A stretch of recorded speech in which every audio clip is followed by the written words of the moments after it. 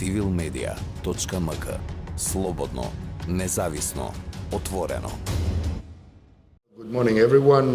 This is, at the very beginning, I have to say, this is a conference that will be in English language. The working language is English, as much as we have learned and practiced it in the recent decades.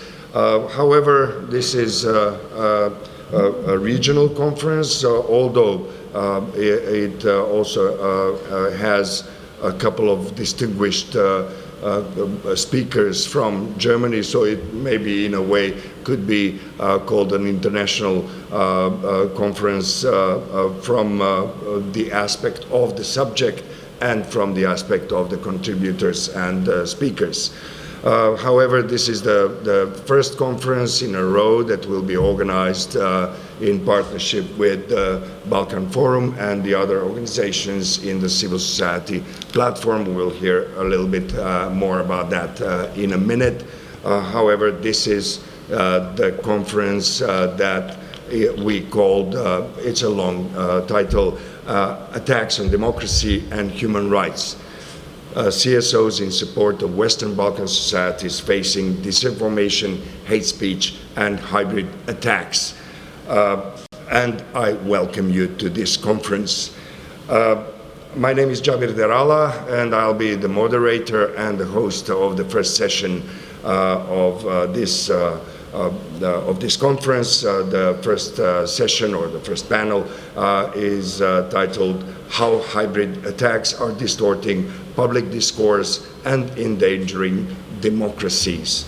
At the beginning, before we start with our distinguished speakers, the ladies and gentlemen who come from different countries from the region and from Germany, I would like to ask our partner and friend and colleague, Mr. Astrid Istrefi, who is here with us in Skopje, to say a few words about the organization he represents, the Balkan Forum, and of course a few lines about the civil society platform.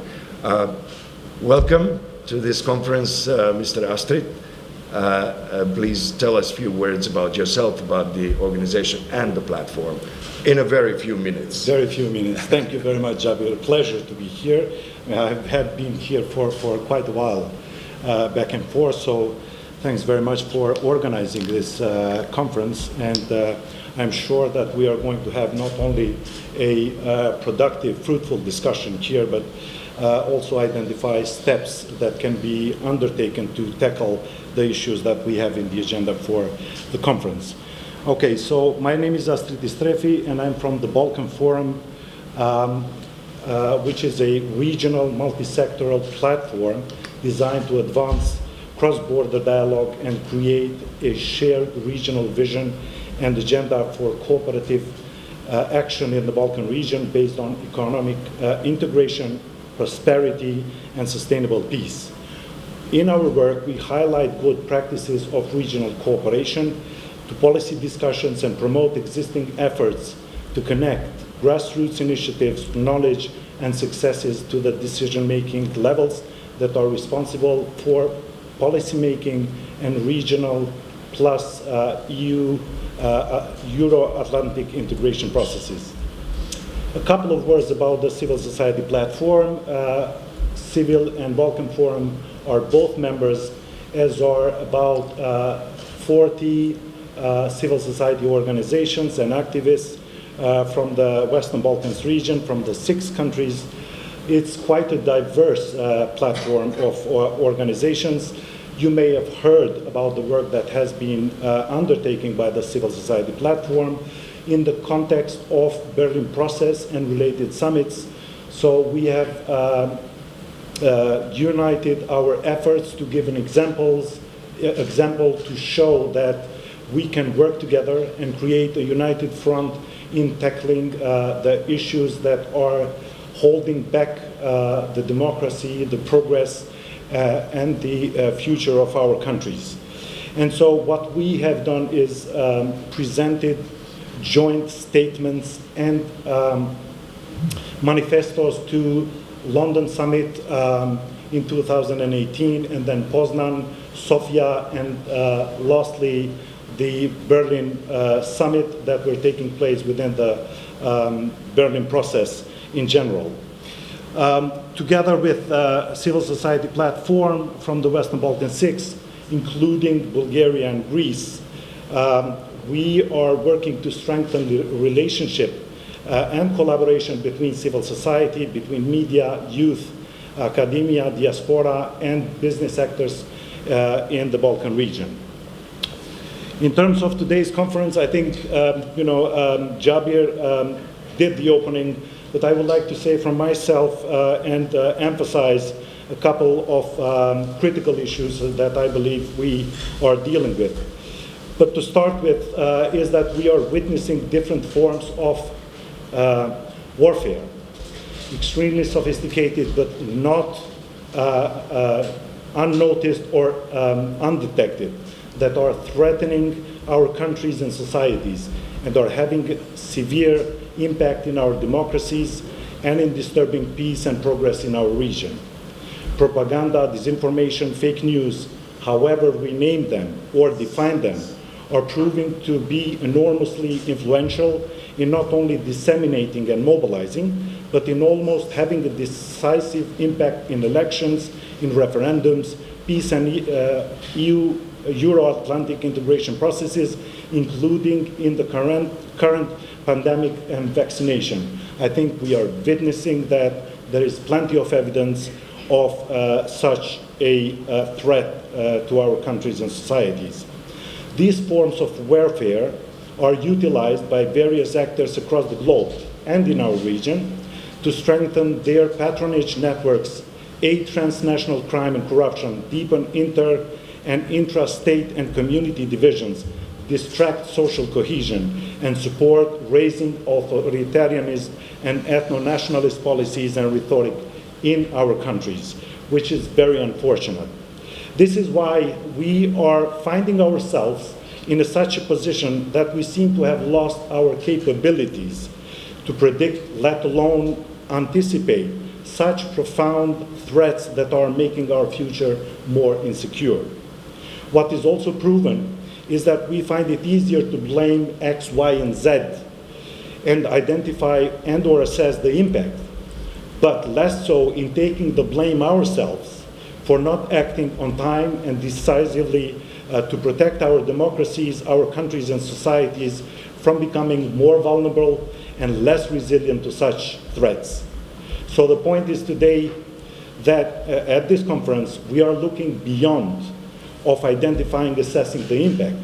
We are focusing on how we can become more vigilant and acting individually and collectively to counter such threats. Therefore, it is a great privilege and honor to listen to distinguished speakers whose expertise, knowledge, and views on most frequent types and sources of disinformation, hate speech, and hybrid attacks will be revealed today, and how institutions and societies are dealing with these issues or phenomena, and what are the best practices proven to be successful. I think we can learn a lot from each other. We can learn a lot from other examples. There is plenty of evidence. What we need to do is work on them and build on the successes that we are witnessing today. Thank you, Jabir. Thank you, my dear friend Astrid, Mr. Istrefi.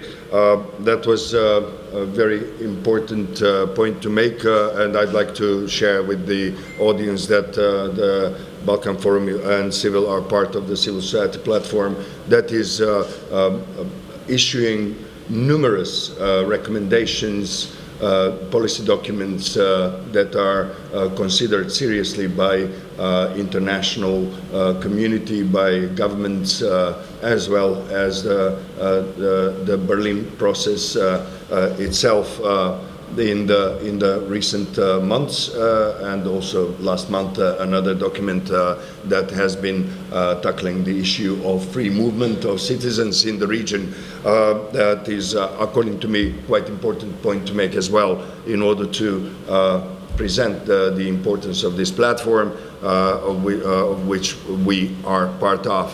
I think this is a very high time to recognize a fact that the democratic and progressive societies are threatened by the abuse of the democratic instruments themselves.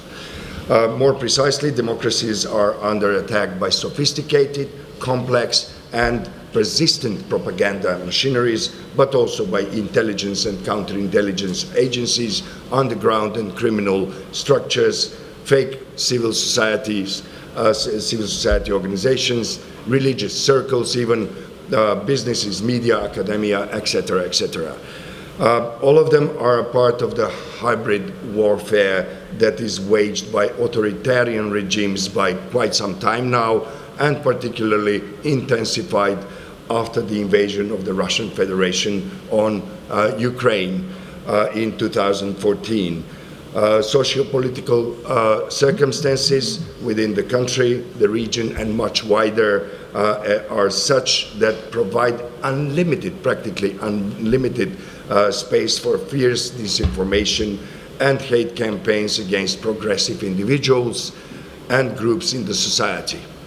The aim is to discredit prominent opinion makers, media, civil society organizations, local and central government institutions, even in science, to discredit the science itself in order to strip them from the confidence of the public in their reports, activities, analysis, measures, and other relevant outputs of their work and positions and mandates and missions.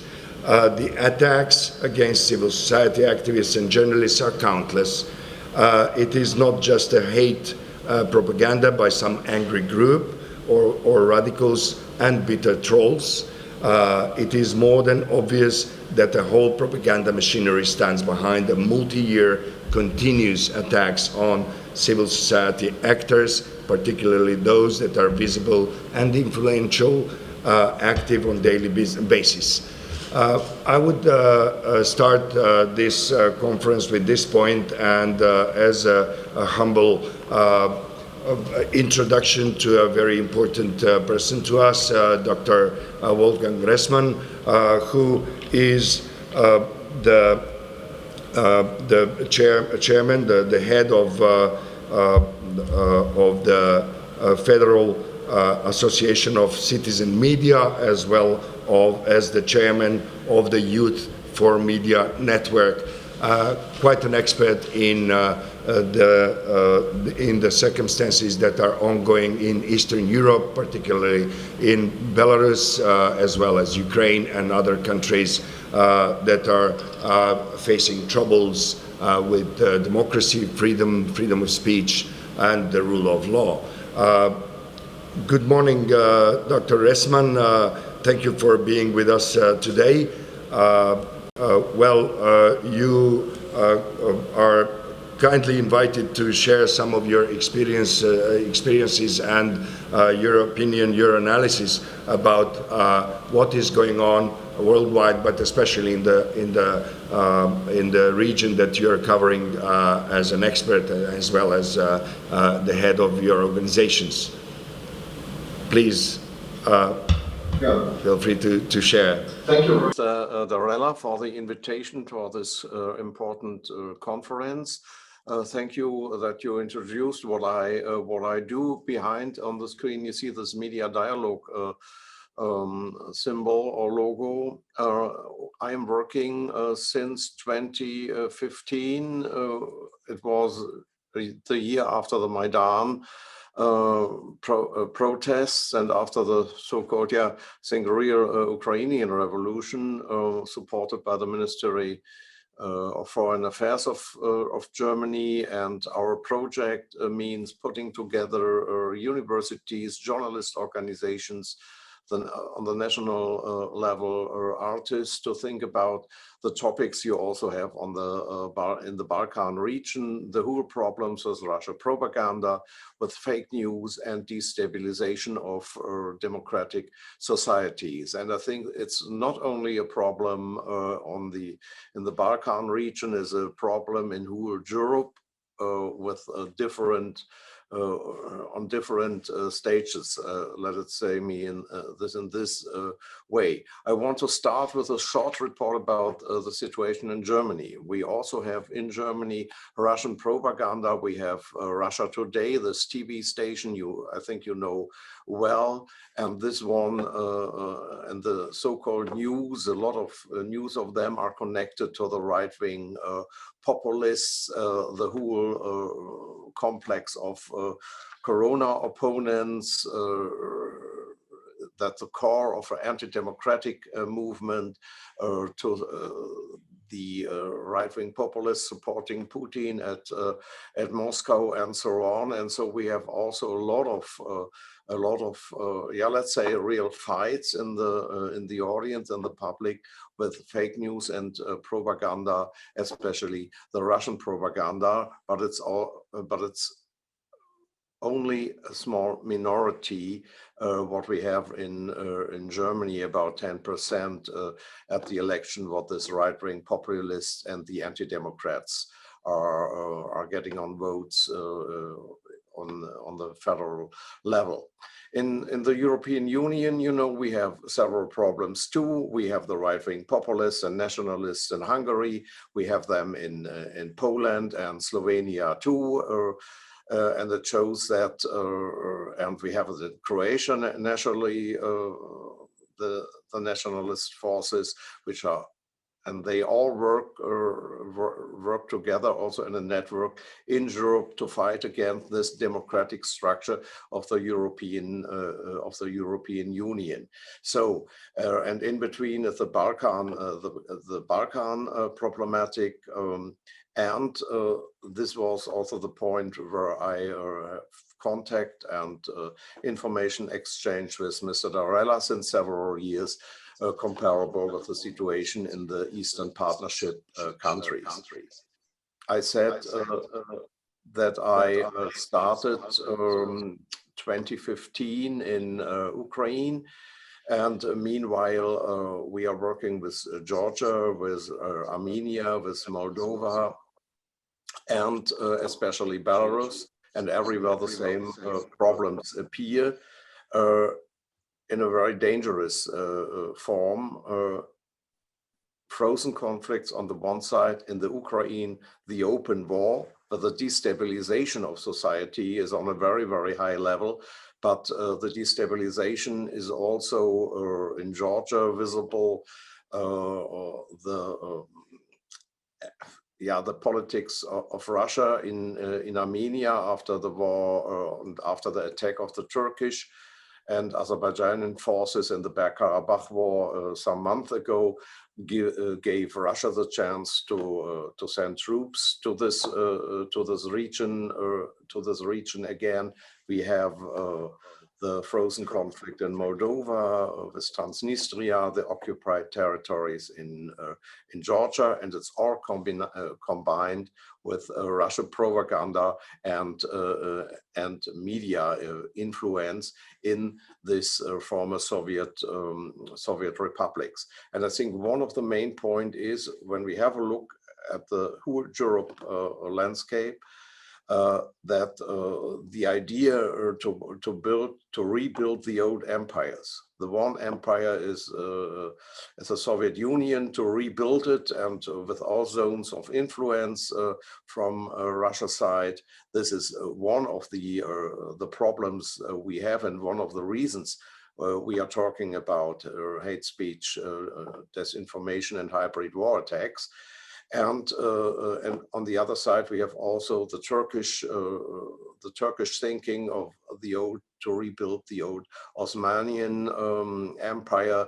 This is one of the reasons of the Karabakh war so I believe, and I'm sure that that is right. When we talk about based on these issues, we have also, I think, positive, a very positive thing that we have a lot of supporters of democracy, human rights, and so on in Europe, in the former Soviet republics, and on the Balkan too. Democracy, we have all to fight for democracy every day, and we have supporters. And this is, I think, the big difference to the Cold War, times. And we have to use our forces against this Russia propaganda, our media, to tell about the backgrounds of the kleptocratic regimes, which are not ideological based. In my view, they only want to get money and to make their influence bigger, to get even more money and more power. And like you see in Belarus, this is a dictatorship unbelievable in the 20th century. Nobody has believed that could be possible, that all journalists, which are independent, are in jail or in the countries of Western Europe and Eastern Europe. The head of the Belarus journalist organization, Andrei Bastunets, a good friend of mine and member of Media Dialogue, is at the moment in Georgia, his deputy in Ukraine. So and we have journalists under pressure in the whole Balkan area too. It's the same base, and we have the same front lines where we have to fight. And we have to fight for peace too. I think also this is very dangerous for peace in Europe. We have this open door in Ukraine. We have this frozen conflicts and war situation in Armenia and Azerbaijan. And we have a very, very critical situation, in my view. You know it, I think, much better than I, in the whole Balkan region. So that our task is to inform the audience about the backgrounds, the networks of populism, the networking of the Russian propaganda system, and to strengthen ourselves against this powers. And we have to make it open to the media system, to report about it. And we have to work together. We have to work together between the EU and the Balkan countries, which are waiting to become member or on the door at the EU. And we have also to work together with the democratic societies, or the building of democratic societies in the countries of Eastern partnerships and the former Soviet republics. We must built a really for and power against this propaganda and the kleptocrats and new dictators in Europe. And I think your conference is one of the ways. I would like, it would be great if we have a chance perhaps to combine Media Dialogue East to have a Media Dialogue on a project on Balkan too in the future. You can have a look at our website. I will share it in the link. So that is my statement. I am very lucky to meet you all here, knowing that we are all on the right side of democracy, human rights, and fighting against the ones who want to destabilize our democratic Europe. Thank you very much. Thank you very much indeed, Dr. Ressman. I believe that your agenda is quite tight. I think you told me you're traveling today already, right after this conference, and you will continue expanding the struggle, the projects that are trying to help democracies, help societies to tackle these real serious issues and phenomena. In your really precious and I would say exclusive share of information and analysis, you, I have to say, reminded me slightly to an analysis published recently on civilmedia.mk by Alexander Nikolic Pisarev, who was also writing about the resurrection of the shadows, of the old shadows in the Balkans and elsewhere, with the imperialist tendencies integrated within their strategies, or at least it seems so. Especially important is to share openly and directly, based on arguments and evidence that you partly shared with us about the kleptocratic regimes that only have one and only goal, and that is power and money, more precisely. With this thought, I would like to pass the microphone virtually to Mr. Nenad. No, sorry, I have somebody else in the agenda before that, Mr. Abid Hoxha. Mr. Abid Hoxha is coming from the Institute of Nordic. He's a researcher at the Institute of Nordic and Media Studies at the University of Agder in Norway, and his PhD is titled Conflict News Production at LMU Munich. Could you, Mr. Hoxha, Dr. Hoxha, say a few words, share your analysis and your findings about how the attacks against democracies is composed, how it is conducted, and what is it to be done in this respect? Can you all hear me? Yeah. Greetings, everyone. I'm very pleased to be with all of you today. Some of you I know personally, and some of you I'm getting to know, and I'm very pleased for that. So my work is centered around news production in conflict, and in absence of conflict, or what I call the generic news production and conflict news production. And but what I'm currently doing is connected to, I'm not sure why, but I'm hearing there's someone's speaker is I can hear someone. If you can mute. There's an echo. Yes. Everybody needs to mute themselves, if I may suggest. Thank you, Nenad. So what I'm currently doing is that I'm working on a EU-funded project on revisiting the past and anticipating the future, which connects very much with what Dr. Ressman said about the reinventing of, or the rediscovering of the empires. And we're looking at the European troubled past. It strikes me, as someone coming from Kosovo originally, when I went and went beyond the research on Kosovo and in the Balkans, it strikes me how young our democracies are in Europe. If we are thinking about Spain and Portugal, about Greece and about Cyprus, how young these democracies are. Within my lifetime, Spain transitioned into democracy, for example.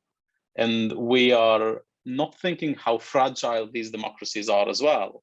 So I just want to say like a couple of things. First of all, it's important to define attacks by who, and I think there is a wider consensus in Eurosphere, so to say, that we have an adversary that is injecting news and media productions and so-called news through disinformation campaigning in Europe, but also in the Balkans, especially in the Balkans, in fragile societies such as Kosovo and Macedonia, Bosnia, Serbia, to some extent.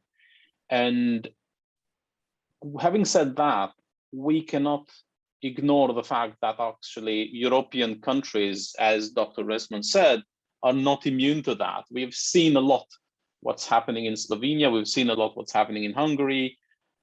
We've seen social movements, emerging social movements in Greece and in Germany and in other countries as well, that not only look at the fake news and disinformation and hybrid attacks, but they're looking at the weaker point on this whole structure of or function of public sphere, they're looking at the trust, and decline of trust is one of the most important bottlenecks in this area.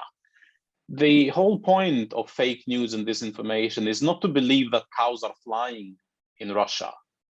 It is to decline trust in real news in Germany about German internal politics, about local politics, about gender issues, about migration, the numbers about migration, the numbers about the pandemic situation, the infections, the vaccines, the effectivity of vaccines. When we say this, and I cannot not think about something that probably Dr. Essmann is more familiar with, something called fortified democracy or militaristic democracies, which is, when democracies use their own tools, legal tools, to limit freedom of expression. And what I'm going to say is going to sound probably a little controversial, but for example, in Germany, it's fully illegal to display Nazi symbols, such as swastika and Nazi propaganda, and for a very good reason. But this is done using democratic tools. We've seen similar path of actions taken by governments in Hungary, in Slovenia, and Balkans inevitably, where governments try to restrain media from publishing information regarding to the pandemic situation. And these are internal factors. This is not someone in Russia telling someone in Kosovo, send the police to the media. This is a practice that is used as a democracy. The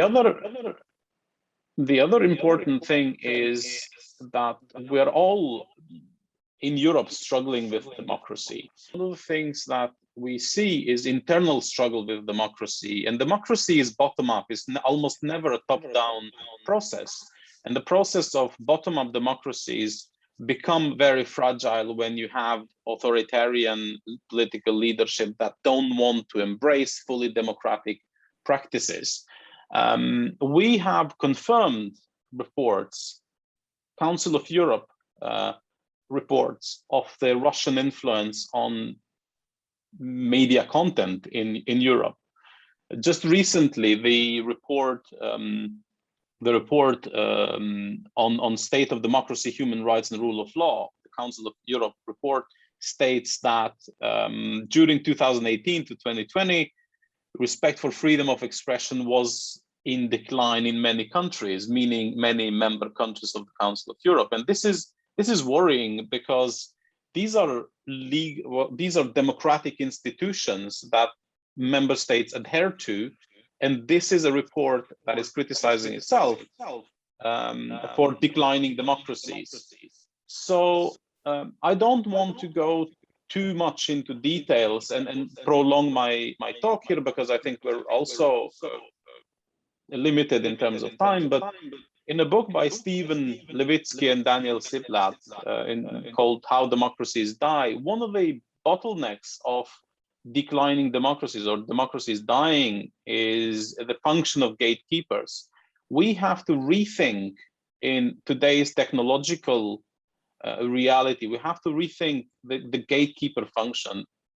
I have researched for the last 15 years in media and journalistic practices, and I've never met a politician who wants to be scrutinized or submits to being scrutinized or verified by the media. So a rough conclusion is that political leaders do not like the media precisely because of the function they have to actually verify what they say, to treat it with these editorial policies and structural way of verifying information.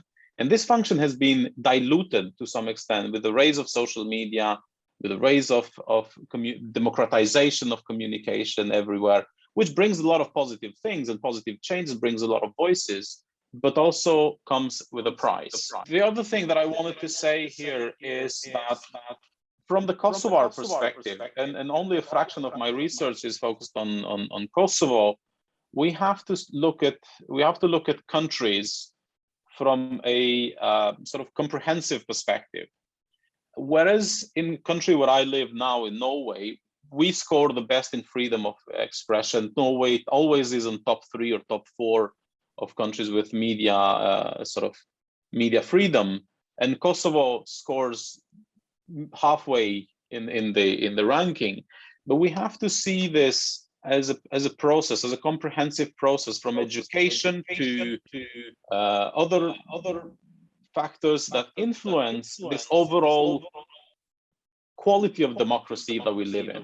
The quality of democracy depends directly on the quality of journalism. There's a German saying that I don't want to embarrass myself by mispronouncing it, but your democracy is as good as your journalism, or as good as your freedom of the press.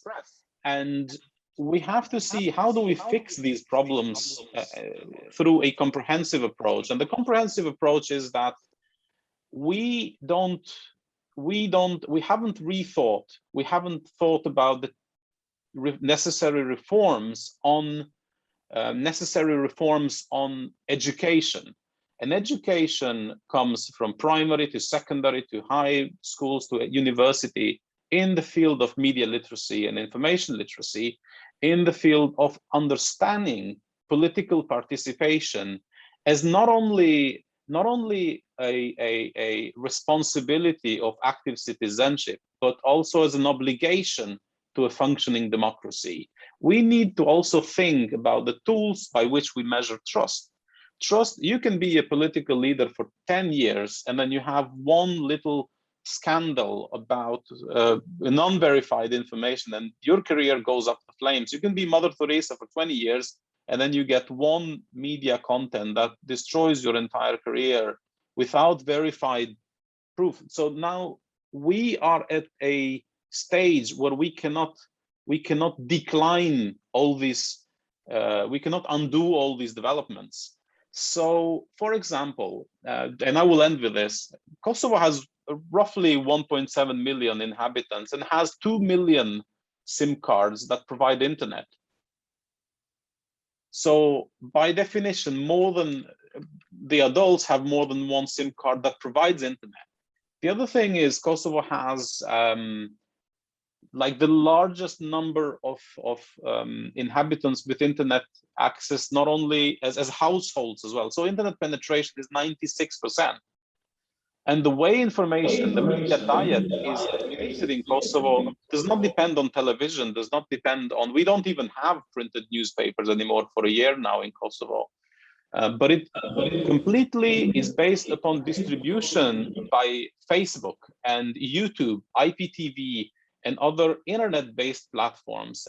Just to end with a futuristic note, if I may, Mark Zuckerberg just announced that Facebook will be a metaverse company, not a social media anymore. So they want to build a reality whereby you don't need to even go physically to school, or you don't even need to go to a political institution for your birth certificate, etc. But you can do all that via Facebook. So we need to rethink education, we need to rethink democracy, we need to rethink trust in media and in political system, as well as political participation to cultivate our democracy. And just to add to that saying of your democracy is as good as your freedom of the press, I would like to add that your democracy is as good as your participation in that democracy and making what you make of that freedom of the press and freedoms that we have. And freedoms don't only come as a sort of God-given, nature-given, whatever given rights, but they come with certain responsibilities that we have to cultivate and fulfill all the time.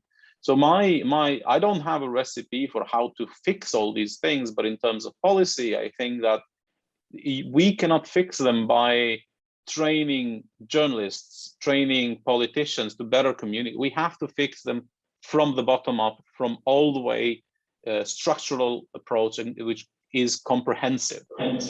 Thank you. Yes, it was over time, but it was very interesting to hear these standpoints and findings.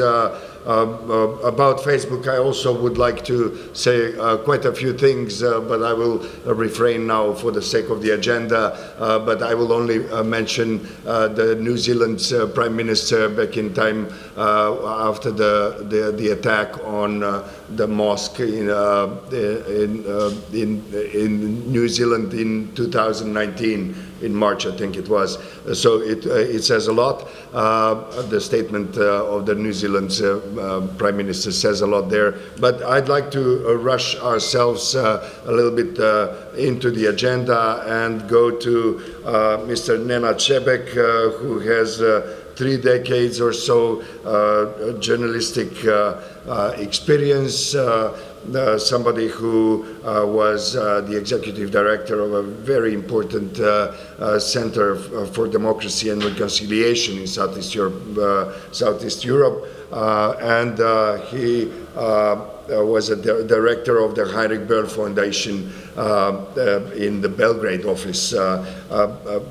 Good morning, Mr. Šebek. Good to have you here. Thank you for your radio experience, trying to tackle with our echo. But I just got a message from my colleague here. Maybe the speakers don't need to listen to themselves via their devices. They could only just speak. I hope that will also help.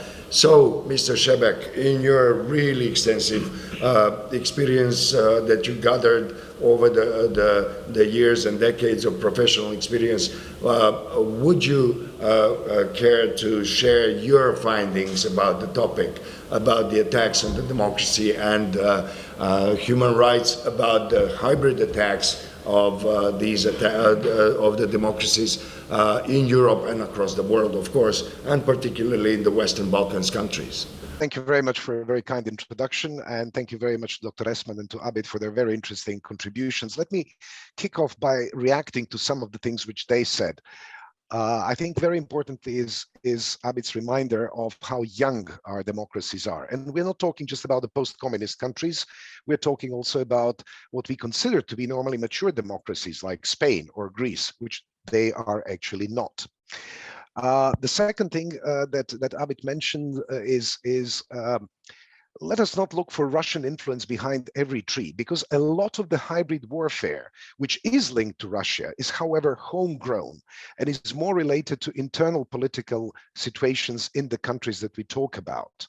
And there, let me again pick up on something that Dr. Esman mentions, which is that autocratic regimes are all about getting power and getting money. This is very, very true. Florian Bieber coined the term for the Balkan countries, stabilitocracies. So Bieber coined the term stabilitocracies. I tend to call these countries single-party kleptocracies.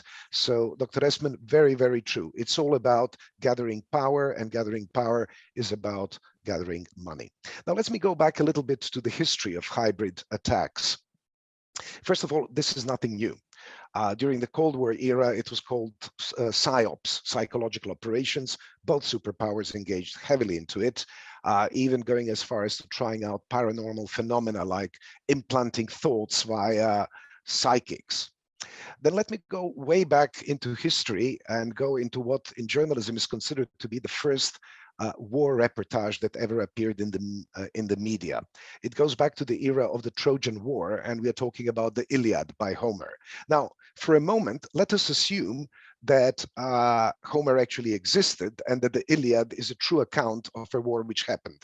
In that case, we can consider the Iliad and the Odyssey to be the first war reportages ever written. Who do we have there? Who is our neutral observer, which is what a journalist should be? Well, Homer belonged to the Achaean side. He was a Greek. He was against the Trojans. So can we really count upon his objectivity? Or if we want to go even further back and consider a story from the Bible about the expulsion of Adam and Eve from Eden, who are the persons appearing in that newspaper story? We have God, we have Adam, we have Eve, we have the snake, and we have the archangel. They're all participants in this story. They're not objective observers, So who was the neutral observer? Who's there? News gets slanted all the time, and they have happened forever. If we look at the American Civil War, for example, the middle of the 19th century, this is we have the first documented evidence that one side in a war is trying to actually buy influence in a neutral country. In this case, the Confederacy sent its agent to London with the purpose of buying influence in English media. This agent was very meticulous about noting his expenses. So what he did was he actually asked the journalists who were receiving money, bribes from him, to sign receipts. And he sent these receipts back to Atlanta, to where the seat of the Confederacy was. These receipts are still alive and today, and they're actually the first documented proof of how you can actually buy media influence. So what is actually new about hybrid warfare is simply the technology, and Abid pointed out to that very, very well. The technology that we have available today allows for a far wider and also far deeper reach than we have ever experienced in the history of the world. In my personal opinion, there are 6 things that we need to do to counter these kinds of threats. And these 6 things are media literacy, media literacy, media literacy, and support to the independent media, support to the independent media, support to the independent media. It's not 2, it's 6, because I'm on purpose amplifying the importance of these 2 elements. As long as we have the media literacy, for example, we are focusing on the Balkans, obviously, today. As long as we have media literacy at the low levels that we have today, it is no wonder that people will pick up on fake news, that they will not recognize fake civil society organizations, so-called gongos. They will not recognize fake media. In Serbia, for example, there's an independent outlet called Južne Vesti. And this portal, which was an independent portal and still is, basically there was another portal appearing using the same name and a very similar logo and towing the government's line. So people without media literacy, people will not be able to recognize the difference between genuine news and fake news. By the way, I hate the term fake news because something is either news or it is a lie. There is no fake news as such, but since Donald Trump introduced the phrase fake news, everybody's talking about that, myself included. And lastly, one more thing about Russian propaganda. In Serbia, for example, specifically, the Russians don't even need to invest money or effort, because there is a huge amount of pro-Russian sympathy already there. Similarly, the situation is very much like in the Republika Srpska, the Bosnian Serb entity of Bosnia and Herzegovina.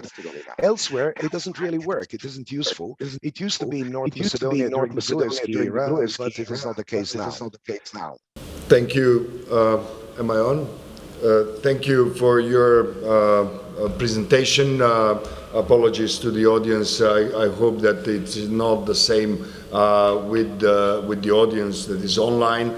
I believe that the echo you're hearing is only within the link that you have with us here, probably also due to other technical issues. However, I thank you for what you shared, and I will really rush forward with the agenda, although I have quite a few comments to make about what you just shared with the audience, with us.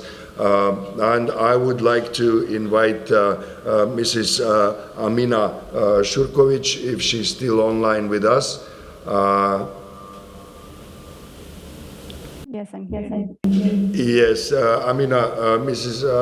Shurkovic is an activist with the initiative against religious and racial intolerance, Prvi initiative, more precisely established in 2017 with an aim to protect the freedom of religion and belief in Bosnia and Herzegovina.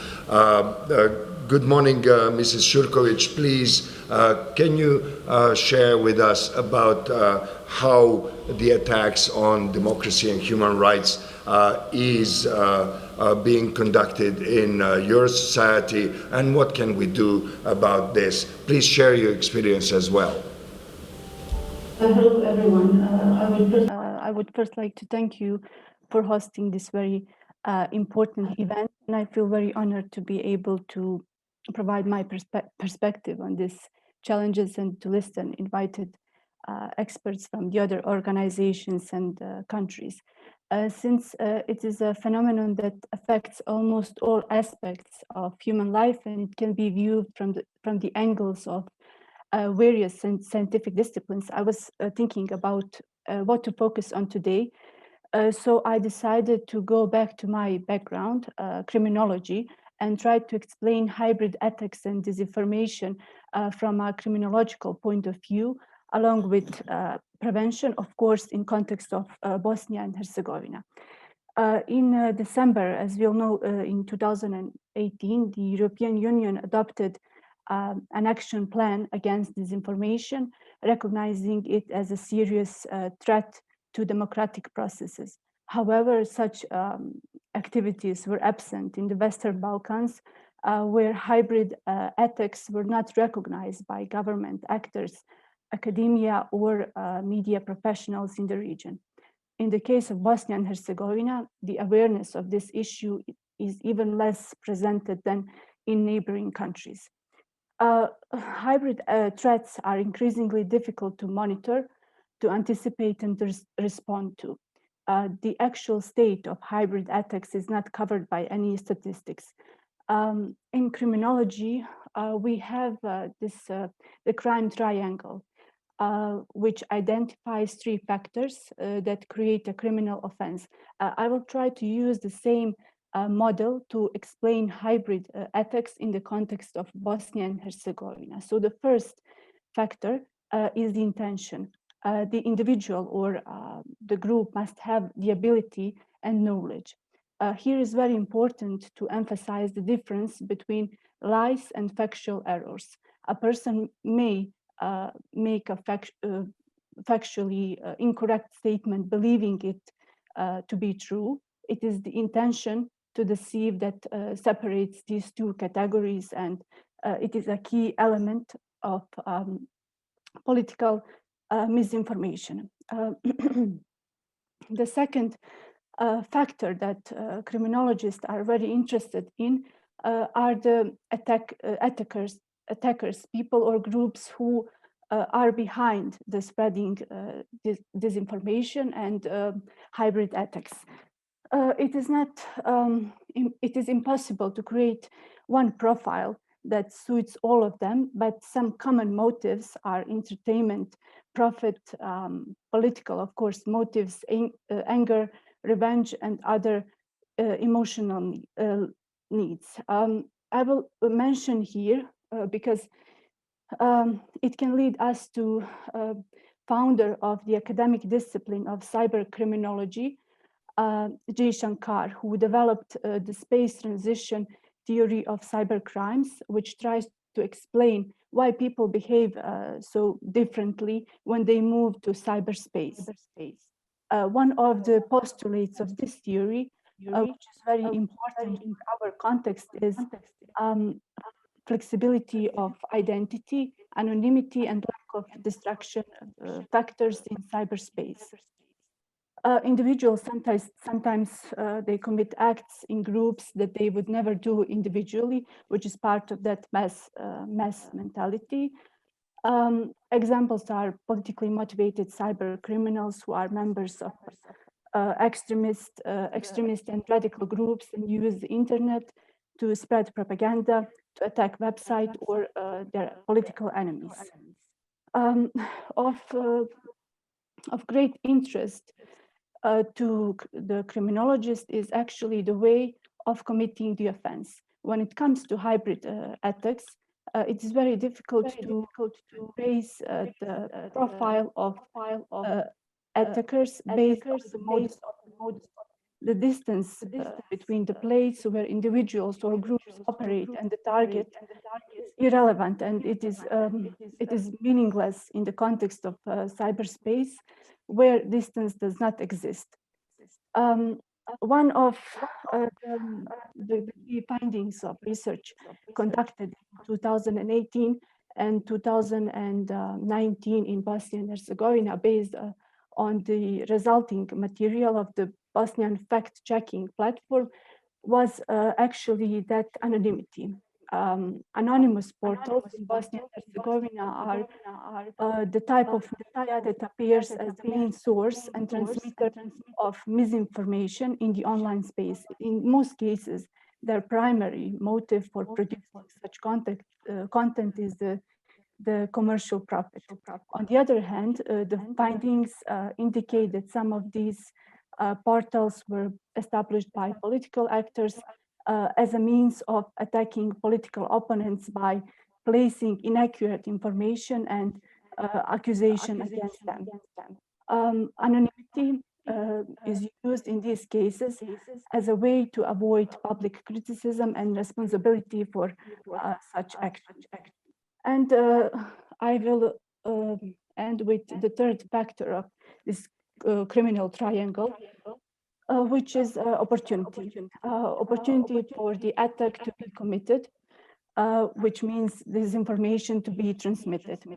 The goal of prevention strategy from the criminological point of view here is to make it more difficult for a potential offender to access a target, which means increase the risk of being caught.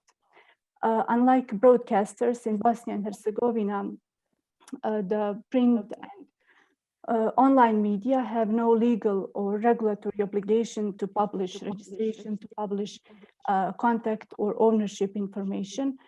Most online platforms are not under any kind of supervision.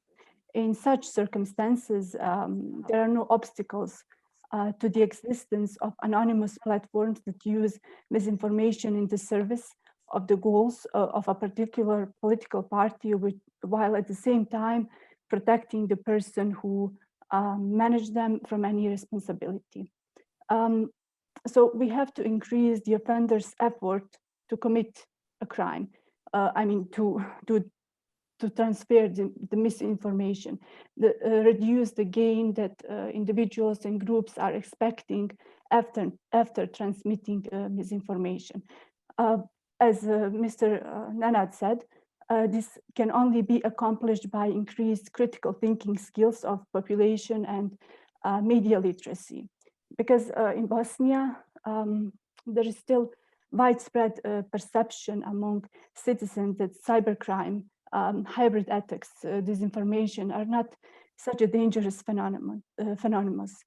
Misinformation is poorly or not at all recognized as a possible hybrid threat, and there is almost no public debate about possible responses to such threats.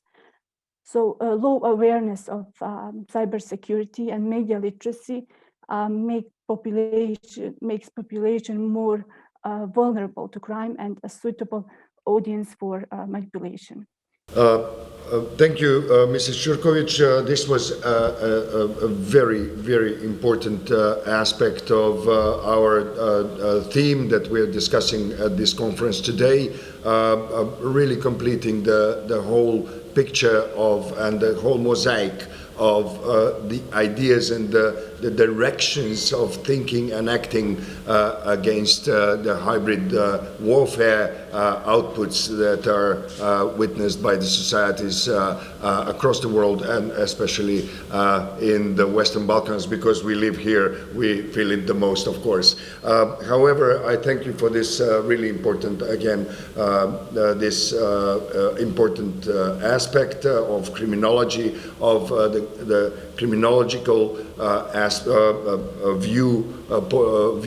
point of view of these issues. It is important to also mention that the hybrid attacks are practically invisible until the effects from these activities are being felt in the society at a great extent.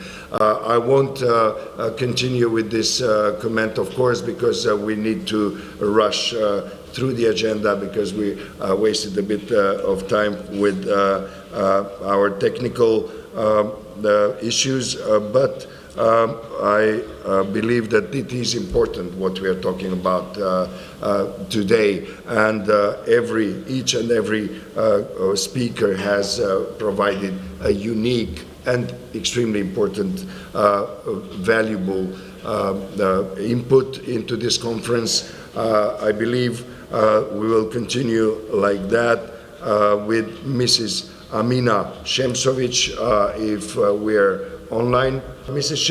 Shemsovic is, she has a nice and long biography. I have it in front of me, but I'd like to only stress the fact that she has contributed to the 2018 and 2019 European Islamophobia report with her chapter on Montenegro.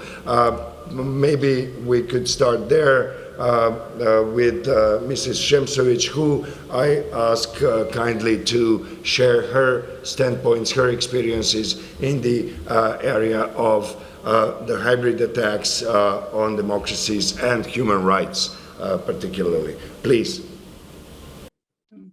Hello, everyone. I couldn't join before, and I couldn't hear my previous colleague speaking.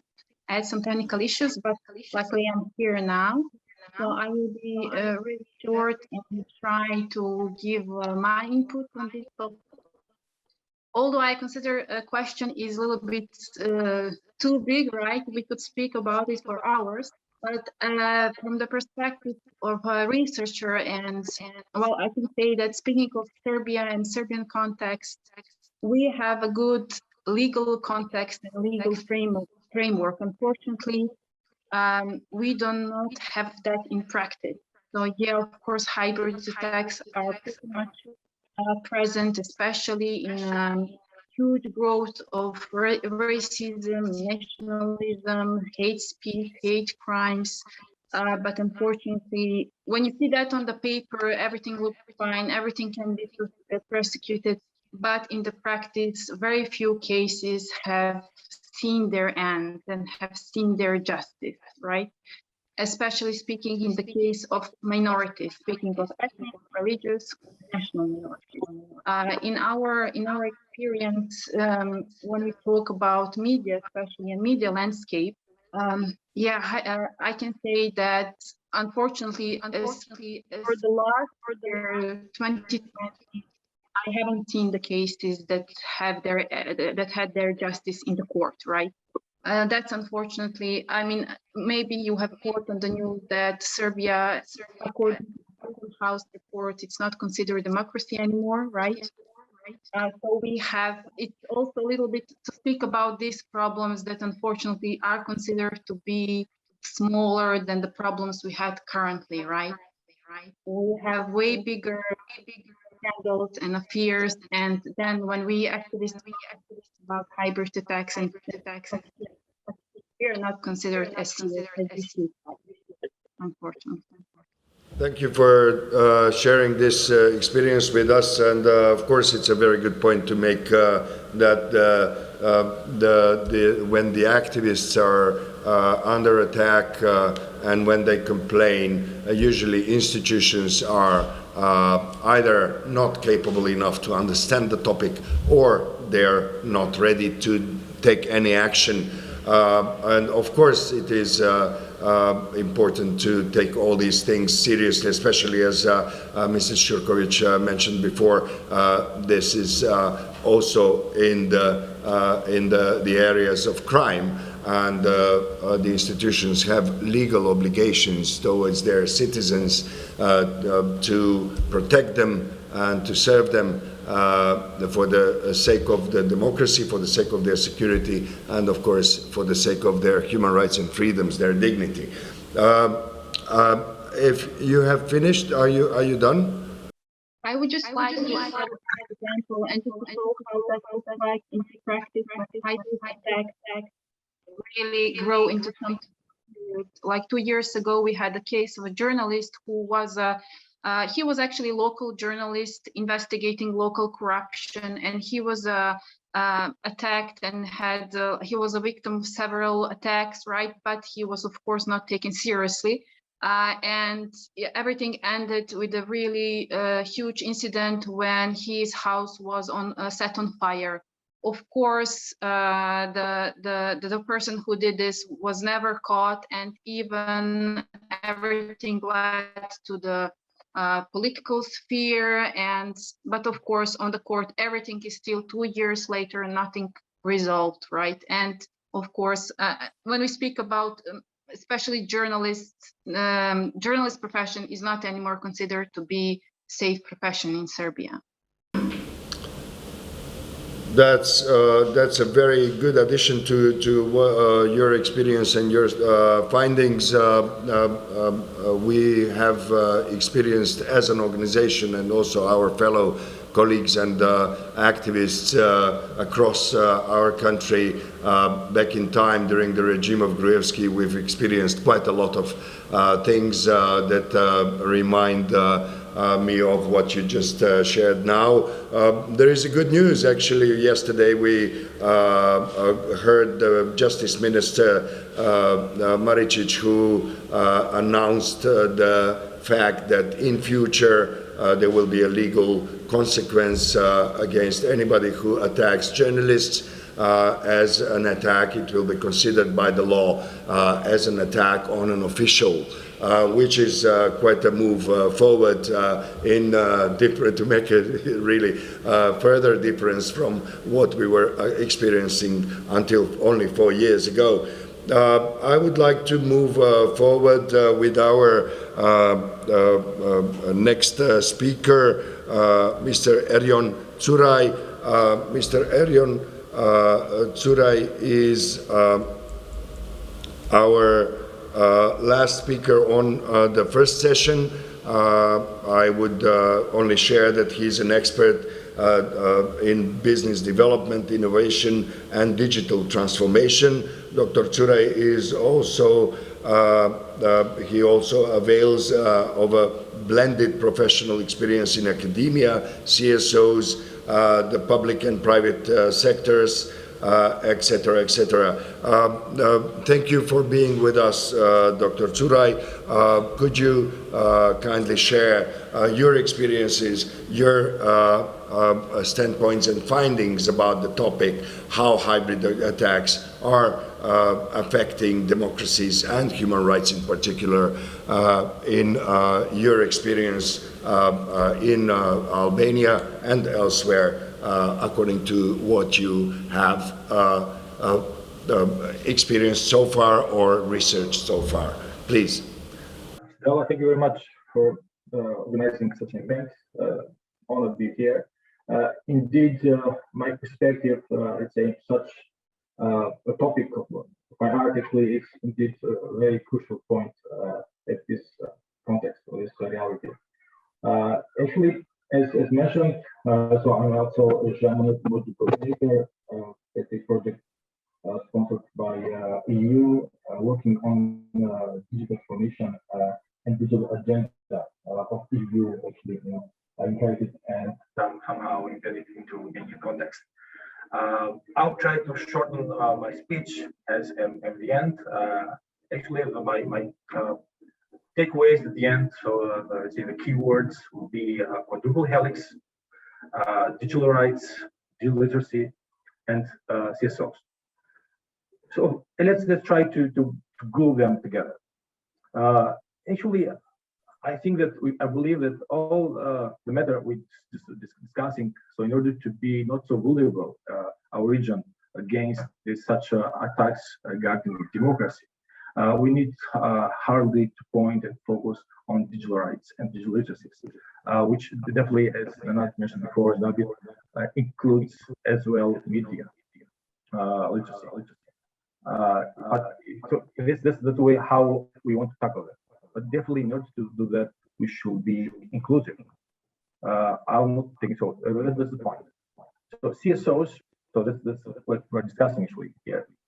They can support this awareness raising and capacity development actually of citizens to access different digital services, particularly for those, as mentioned before, social groups that cannot have necessary skills, knowledge, or have the necessary infrastructure to do so. For instance, marginalized communities, vulnerable groups, rural youth, elderly, as mentioned before. Not before, I have many cases here, so they see media saying so a lie, as I mentioned before, and everybody believe it because they have learned on traditional medias have proved information and using there, and so they believe what is also in digital media. So this is something we have to work actually from very young ages, as Abid mentioned also before. So for these reasons, we need to work so young ages and throughout life and life learning for this all the different ages of our region. So that's this point. So digital rights protection is actually the cornerstone of digital democracy. So CSOs can monitor the quality of public digital services and hold the government accountable and push for more transparency. Because we mentioned before from third parties, from China and Russia, but actually we have the same issue might come from the government themselves. As you mentioned before, autocracy is one of our issues in our region. So we have to, for CSOs can play a role also to take the government more accountable and to be more transparent. So this can be done as a coalition between CSOs and media. CSOs actually need to advocate for a policy dialogue with all stakeholders for the enhancement of strategic and legal framework on digitalization and data protection, something which in our region is quite in baby steps. So, and that's a problem. We have the case last year, some months ago, about 1 million of let's say data provided from the government system, and this data from 1 million citizens have been used for let's say election purposes. And actually, so this is not actually a problem. The problem is that the citizens themselves, they didn't care. They didn't thought that this is some data breach of their protection. So that's what worries me. So that's why they need to have more knowledge, more culture on what is this data, what are their rights about the digital data, and etc. Private data. So CSOs need to facilitate this process, and they need to cooperate with academia, supporting schools in project development for digital competencies through mobility and exchange of experiences, capacity building for teachers and professors. So the CSOs need to partner also with the business sector for digital skills and reskilling for labor force. So here we see that how they all go together. So we see academia, we see so education sector, we see private sector, we see government, we saw CSOs. So all this together, they have to play quite a crucial role altogether. As mentioned before, what is very important, we have to focus in here.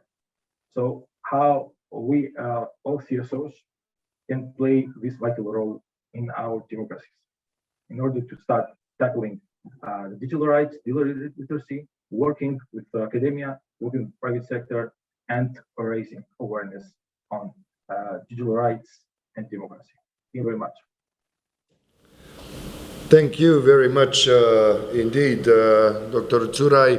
I see that we somehow managed to stay in the agenda's framework, although unfortunately we are running out of time for discussion part of this first session, but I can see in the agenda that there is a longer part at the end of the second agenda for more notes and questions. I believe that our audience will also have a lot of questions regarding the things that will be said, the experiences, the standpoints, in the second session. Of course, please, if you can, stay with us regardless of the fact that you have been in the first session. You're most welcome to also follow the second session, and at the end of the second session we can all discuss about the topics that are part of our conference today. Of course, I also have several notes made during the first session, and I kindly report myself as one of the commentators at the end of the second session. Thank you all for being with us today. Thank you, Astrid, for being with me at the panel in the physical space. Unlike the first session of the conference, the second one will be predominantly physical, with physical presence of our speakers. Civilmedia.mk. Slobodno, nezavisno, otvoreno.